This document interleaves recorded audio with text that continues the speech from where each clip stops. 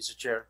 Senator Estrada, recognized. Madam Ama Satumba, you're the representative of the Department of Labor. What are the possible violations of spouses, Pablo and Franz Ruiz, with regard to the non-payment of salaries dito sa mag-inang Melinda at Jerwel? Tsaka nung pumasok si Jerwel, minor de edad siya.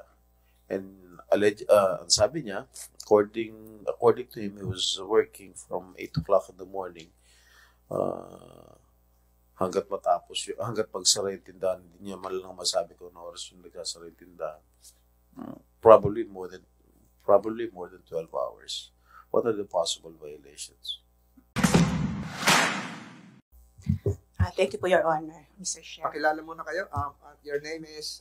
Ama Charisma Satumba po ng Department of Labor and Employment. So, under the Republic Act 9231 po yung law against child labor, no?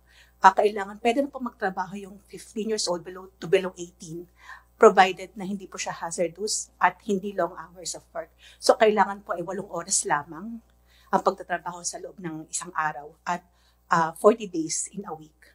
So kung siya po ay nagtrabaho ng more than 8 hours, that is already a violation at siya po ay child laborer na.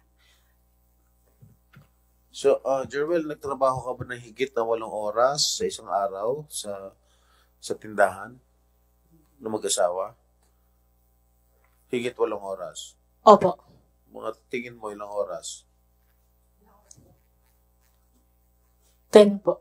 10 hours. Opo. So mula alas 8 ng gabi, mula alas 8 ng umaga hanggang alas 6 ng gabi.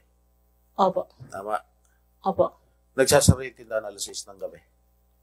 Opo. Okay. Paano yung hindi sila sinasweldoan? Pareho silang hindi sinasahuran? Definitely po, kailangan pong habulin po natin yun. Sinasabi po kanina ni Ma'am Melinda na ang sweldo niya ay 4,500 sa pagtitinda. Pero tignan po natin kasi po pagka nagtitinda, dapat ang prevailing minimum wage for enterprises ang masunod. Hindi po yung sweldo bilang kasambahay. What is the minimum wage at the time? Sa Region 4? Region 4, yes. Sir, hindi lang sure, pero ngayon po, 329 po per day. Ngayon? Apo. So, the Kasambahay law was enacted 10 years ago. Yes. Sakop na yun. Mm-hmm. Di ba? Yes po. And in the bill, magkano ba yung sa nilagay kong pinakamababang kailangan sahurin doon sa Region 4?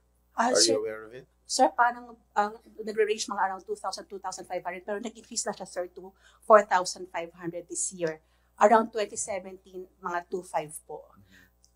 Pero, yun nga, sir, iba dapat yung magiging, kasi pinagtrabaho siya sa tindahan at pinagtrabaho rin siya sa bahay. So, dapat may sweldo siya nung nagtatrabaho siya sa bahay at may iba pa ang sweldo niya nung pinagtrabaho siya sa tindahan.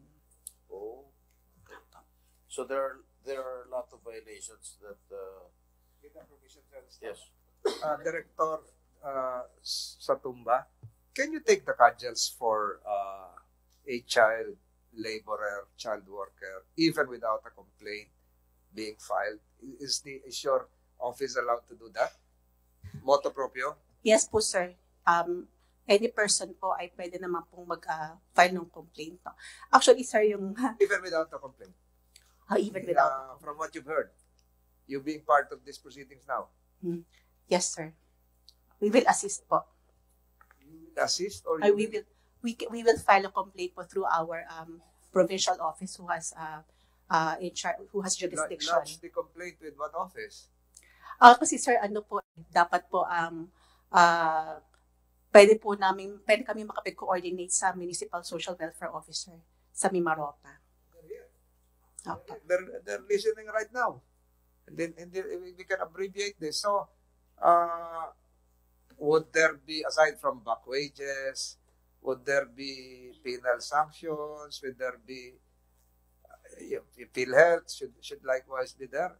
So, yes po, dapat po yung kaukulang sweldo niya kasama yung mga benepisyo na kailangan matanggap ng isang worker ay makuha po niya.